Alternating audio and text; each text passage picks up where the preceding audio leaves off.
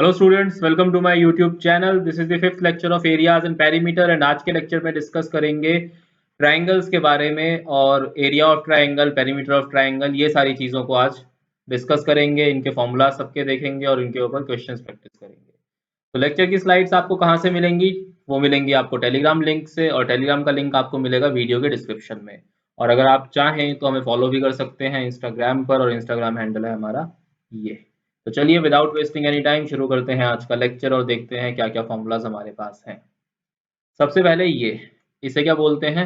Heron's formula. यहाँ मैं इसको दोबारा लिख देता हूँ। ये होता है S minus A, S minus B and S minus C, इसका अंडर रूट। ठीक है जी। इस एस को बोलते हैं सेमी पेरीमीटर, ध्यान रखिएगा, सेमी पेरीमीटर।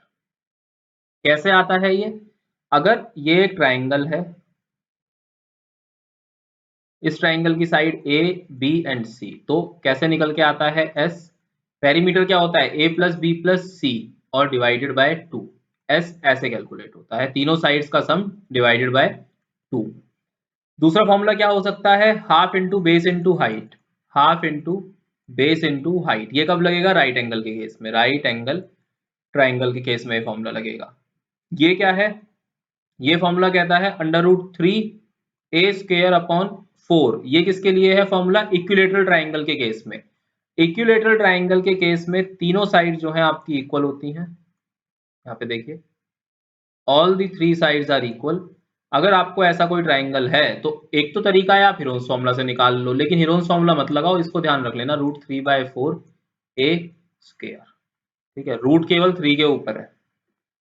एक चीज और ध्यान में रखने वाली है, for a triangle to be possible, sum of any two sides taken at a time must be greater than the third side. इसका मतलब, अगर ये ट्राइंगल दिया और इसकी साइड्स हैं 5, 6 और 7, कोई भी दो साइड पकड़िए, 7 और 5 12, इससे बड़ा है, 7 और 6 13, इससे बड़ा है, 6 और 5 11, इससे बड़ा है 7। अगर साइड्स ये होती ना 5 5 12, तो ट्राइंगल नहीं बन पाता, क्योंकि 5 + 5 10, वो 12 से छोटा आ जाता, तो वहां पे ट्राइंगल पॉसिबल नहीं होता। ऑल दो 12 + 5 17, ये 5 से बड़ा है, लेकिन हमेशा ऑलवेज कोई भी दो साइड लीजिए, उनका सम तीसरी साइड से हमेशा बड़ा होना चाहिए, तभी ट्राइंगल पॉसिबल होता है, अदरवाइज ट्राइंगल पॉसिबल नहीं होता है। इस चीज को बहुत दिमाग में रखिएगा। पहला क्वेश्चन देखते हैं, find the area of the triangle whose sides are 15 20 and 25। तो देखिए ट्राइंगल तो पॉसिबल होगा। अब कैसे करेंगे? एस निकालेंगे। एस कैसे आता है? ए प्लस बी प्लस सी का होल 2। ये कैसे बाय 2, तो कैसे निकलेगा? 15 और 25 40 और 20 60/2 यानी कि 30। फॉर्मूले में डालिए और देखिए जिस तरीके से मैं सॉल्व करूँ ना, उसके ऊपर ध्यान दीजिएगा। 30 30 - 15, 30 - 20 और 30 - 25, ये तो आपको फॉर्मूले में मिल जाएगा। अब क्या आया? ये 30 × 15 × 10 × 15। अब एक तो तरीका ये है कि आप इन सबको मल्टीप्लाई कर लें और रूट निकाल दें, ठीक है, लेकिन वो तरीका ना आपको बहुत मुश्किल पड़ेगा। ये 15 नहीं है, ये 5 है, इस चीज को ध्यान में। ये 5, 30 - 25 5। अब क्या कीजिए, अब आप इसको ना फैक्टर बना लीजिए अंदर ही। देखिए 30 को आप लिख सकते हो ये 10 × 3, 15 को आप लिख सकते हो 5 × 3, 10 को 10 रहने दो और 5 को 5 रहने दो। अब देखो 10 के दो पेयर बने, सॉरी एक पेयर बना, यानी दो 10 है तो एक 10 बाहर आ जाएगा रूट से। दो 3 है तो एक 3 बाहर आ जाएगा, दो 5 है तो एक 5 बाहर आ जाएगा। तो आंसर कितना हो गया? 10 × 30 = 150 सेंटीमीटर स्क्वायर। आप ऐसे भी कर सकते थे, आप इन सबको मल्टीप्लाई करके अंडर रूट कैलकुलेट कर लेते, वो भी तरीका सही था। बस आपको थोड़ा सा बड़ा पड़ता। जैसे आपको सही लगे वैसे कीजिए। मेरा सजेशन ये है कि फैक्टर्स बनाकर कीजिए। अगला क्या है? Find the area and perimeter of a right angle triangle with base 6 centimetre and hypotenuse 6.5 centimetre. अब यहाँ पर जी एक चीज ध्यान रखिएगा, पाइथागोरस थ्योरम। पाइथागोरस थ्योरम क्या होती है? अगर ये एक राइट एंगल ट्राइंगल है, ये 90 डिग्री एंगल है, तो ये इसका बेस हुआ, ये इसकी हाइट यानी परपेंडिकुलर हुआ, पी इसे बोलते हैं, और ये hypotenuse. Hypotenuse right angle triangle की सबसे बड़ी साइड होती है। तो यहां से एक फॉर्मूला ड्राइव होता है, हाइपोटेनियस का square is equal to perpendicular का स्क्वायर प्लस बेस का square. So hypotenuse is equal to under root of perpendicular square plus base square. ठीक है जी। तो अब परपेंडिकुलर आपको गिवन है, सॉरी बेस आपको गिवन है, हाइपोटेनियस आपको गिवन है, आपने परपेंडिकुलर निकालना है। तो कैसे निकाल सकते हो? परपेंडिकुलर का square is equal to hypotenuse का स्क्वायर माइनस बेस का स्क्वायर। तो क्या हो जाएगा जी? हाइपोटेनियस का स्क्वायर कितना हो गया? 6.5 का स्क्वायर, और ये क्या बना? 6 का स्क्वायर। अब A square minus B square, याद है? A square minus B square is equal to A plus B A minus B. ये लगा दीजिए। पी स्क्वायर अभी चल रहा है, बाद में अंडर रूट निकालना पड़ेगा। तो ये क्या बना? 6.5 माइनस 6 एंड 6.5 प्लस 6। तो ये कितना आया? 0.5 इंटू 12.5। तो ये क्या बनेगा मल्टीप्लाई होने के बाद? ये बनेगा 625।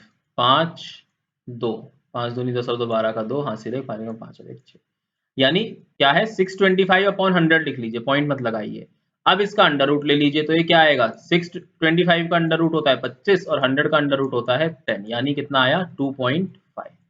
अब जी आपको परपेंडिकुलर यानी कि हाइट मिल गई। परपेंडिकुलर का मतलब हाइट होता है। उसके बाद आपको बेस पता है, आपको एरिया निकालना है और पेरीमीटर। तो पेरीमीटर तो क्या हो जाएगा? सबसे पहले पेरीमीटर देख लीजिए। 6 प्लस 6.5 प्लस 2.5। तो पेरीमीटर कितना होगा आपका? यहां से देख लेते हैं। पेरीमीटर आपका बनेगा 2.5 और 6.5, यानी आपके हो गए 9 और 6 15। और एरिया आपका कितना होगा? Half into base into height. Sorry height ये है 2.5, ये बेस है। तो हुआ 3, यानी कि 7.5 centimetre square. This is the area. अगला क्वेश्चन करते हैं। Find the area and perimeter of an equilateral triangle whose length of altitude is ये कितना है जी? 4 अंडर रूट 3। अब यहाँ पर एक चीज समझिएगा, ये आपका अगर इक्विलेटरल ट्राइंगल में मान लेता हूँ इसको थोड़ी देर के लिए, ठीक है? ये एल्टीट्यूड है। तो इक्विलेटरल ट्राइंगल का जो एल्टीट्यूड होता है, एक तो एल्टीट्यूड हमेशा परपेंडिकुलर टू द बेस होता है, दूसरा ये बेस को 2 इक्वल हिस्सों में बांटता है। इस चीज को हमेशा ध्यान रखिएगा। तो अगर ये इक्विलेटरल ट्राइंगल की हर साइड 2a है, ठीक है, ये पूरा 2a है, तो ये कितना हो जाएगा? a and a। इसकी लेंथ मुझे गिवन है कितनी? 4 रूट 3। ये क्या है मेरा? परपेंडिकुलर, ये है बेस और ये है हाइपोटेनियस। तो यहां से जी फॉर्मूला लगाइए, ट्वाइस इसका square is equal to 4 root 3 का स्क्वायर प्लस में ए स्क्वायर। तो ये क्या बना यहाँ पर? 4a square is equal to 4 चौक 16 तिया 48 प्लस ए स्क्वायर। इस ए स्क्वायर को यहाँ पर लेकर आएंगे तो 3a square is equal to 48। ये कितना बचेगा कैंसिल आउट होने के बाद?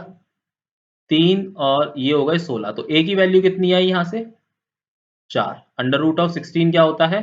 4 होता है। तो साइड कितनी है इसकी? इसका मतलब साइड कितनी है? a की वैल्यू 4 आई है, तो साइड है 2a यानी 8। अब क्या बताना है मेरे को? Area and perimeter.